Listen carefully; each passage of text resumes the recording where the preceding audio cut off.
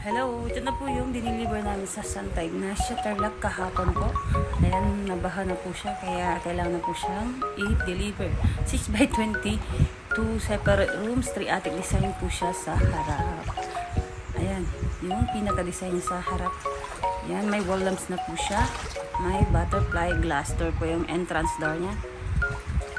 Pasok po tayo. Ayan po yung pinaka-sala niya.